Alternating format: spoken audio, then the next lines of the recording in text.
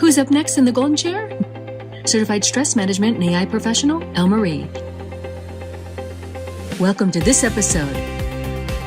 I'm your host, Christina Vidovich of Women Getting Visible.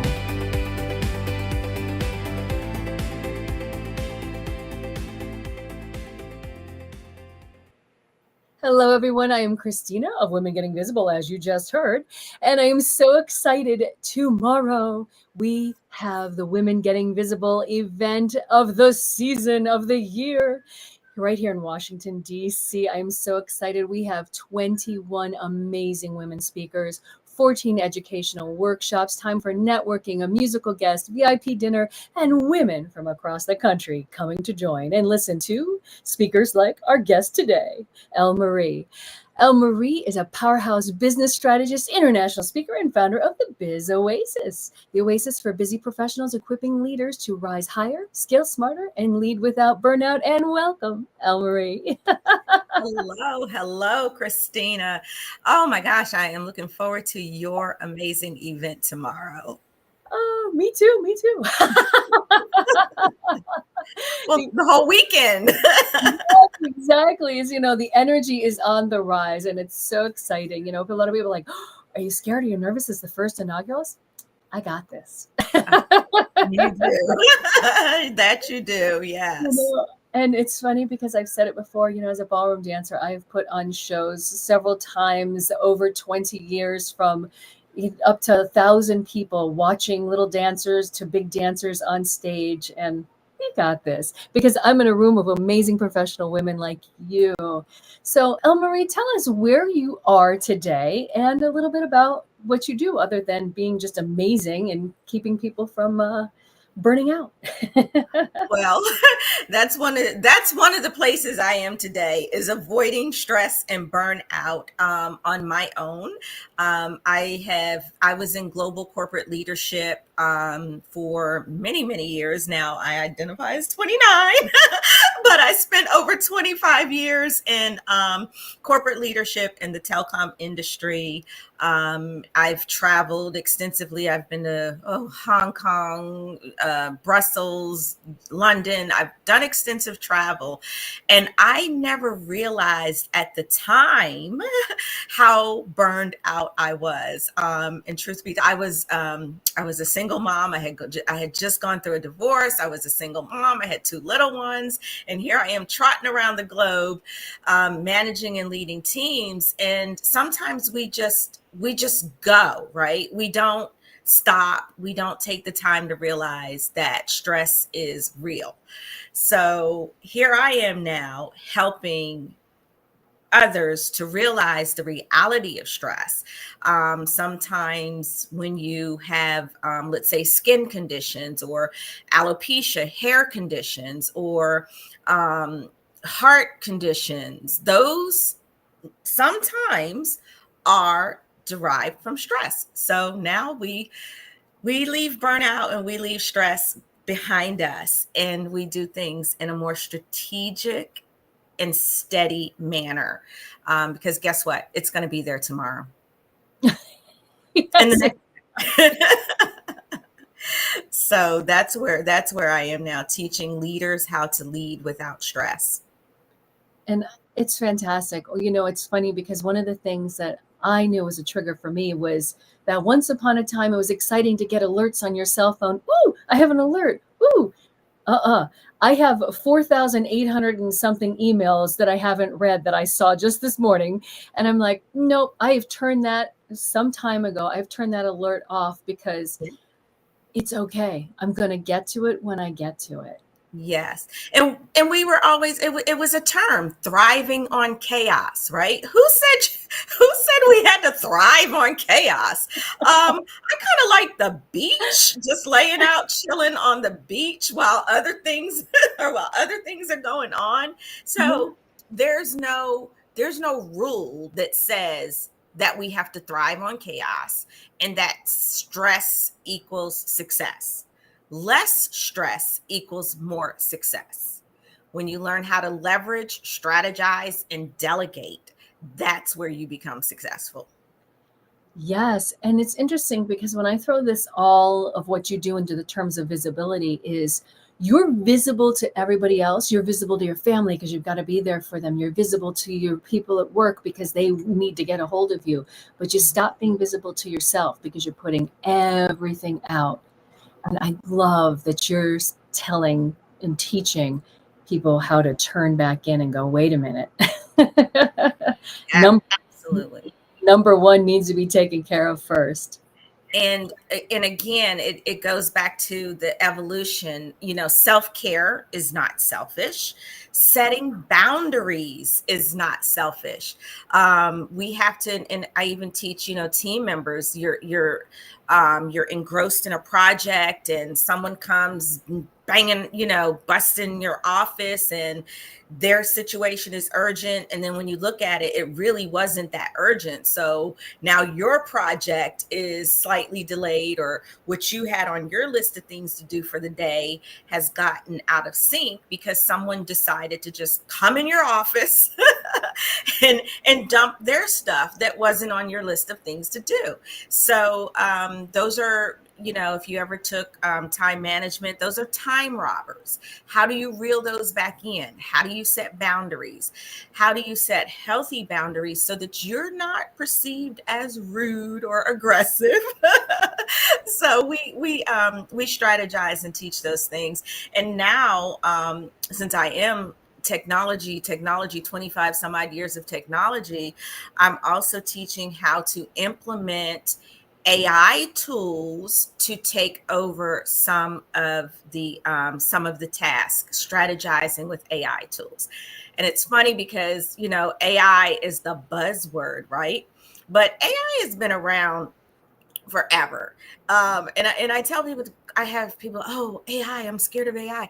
And I tell people, again, aging myself, if you moved beads across an abacus, you moved the blue and the red and the yellow beads across the abacus to subtract, 2 from 3. That was AI. That was artificial intelligence. That was something other than your brain, your human brain, processing a formula. If you have a calculator, that's AI. IBM computers, those were AI. So what we have now is AI on steroids. What we have now is something else processing data on steroids.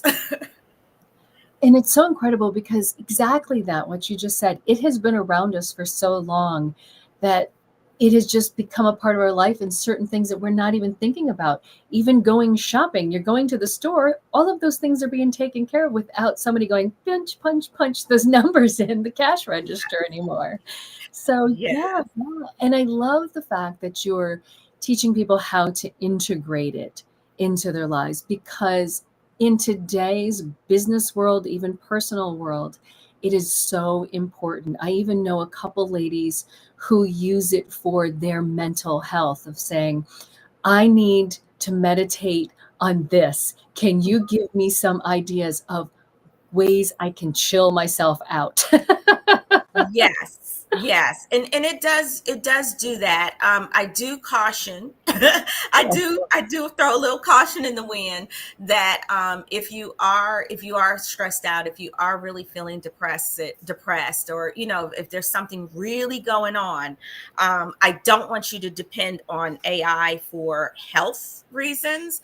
I do express that I need you to seek your medical provider. I need you to talk to your doctor or talk to a therapist. AI tool, depending on what you're like, Chat GBT, for example, that's the big buzz. they are to just help you to jumpstart your ideas. It's like, again, it's like Google to the 10th power, right? You have this question, so you go ask Google. So now you have this idea, or you have this feeling, or you have this question, so you go talk to ChatGPT about it. But I do caution to make sure, depending on how you're really feeling, to talk to a human medical provider or therapist. Which is Or, incredible. Yeah, or go ahead. I was going to say, or coach like myself. Hey, I forgot about me, LMarie. If you don't necessarily, you're not at a level for therapy, it's not a medical situation, then coaches like me to help you process and figure it out as well.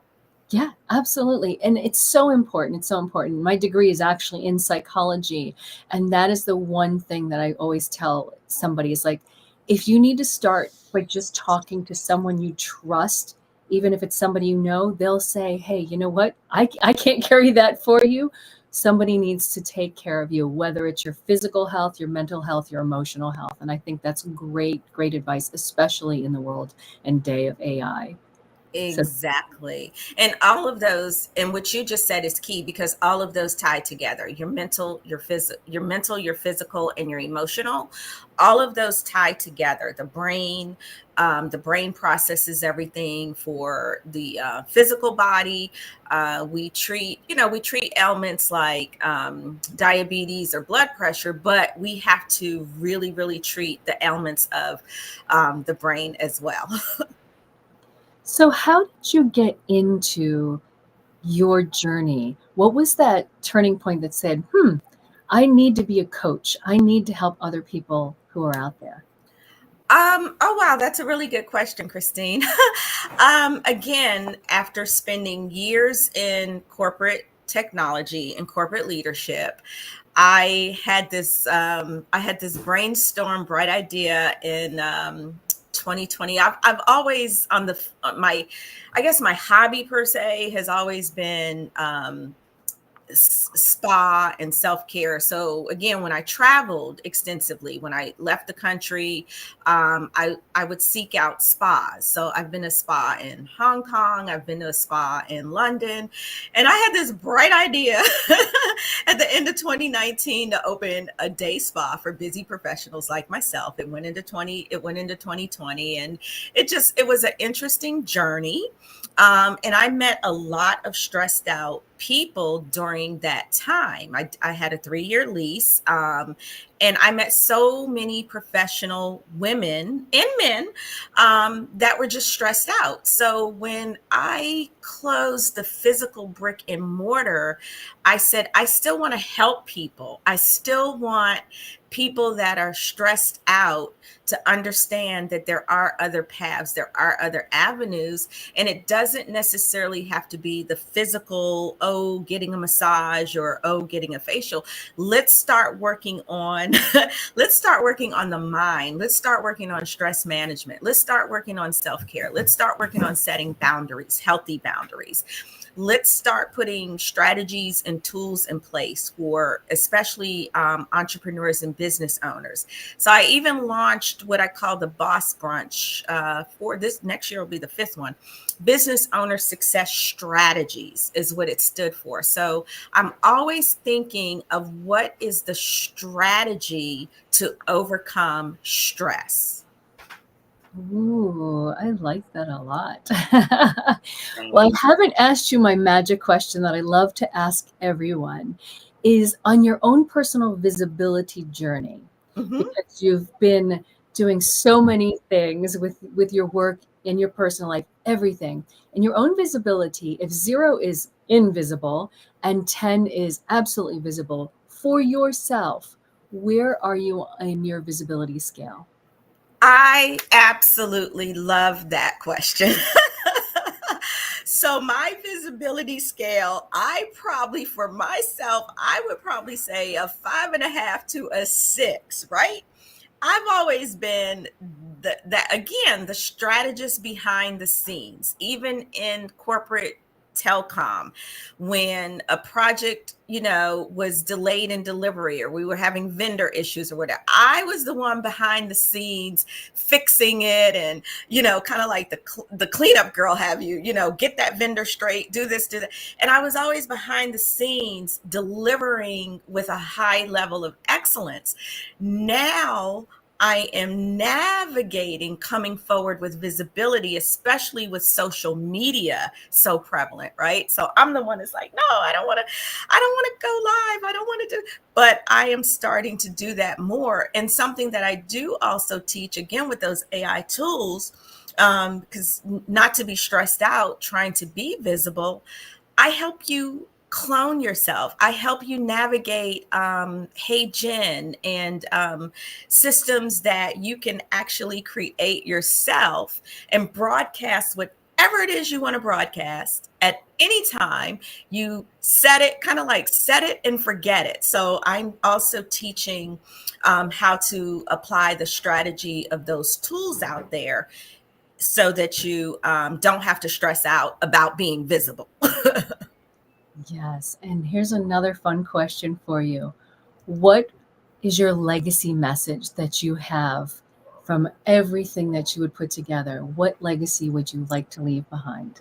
Wow. The legacy message that I'd like to leave behind is never, ever quit on yourself.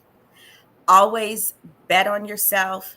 Be true to yourself, be good to yourself, and just keep going. No matter what's in the rearview mirror, no matter what others have to say about you or your visibility, you bet on yourself and you keep going.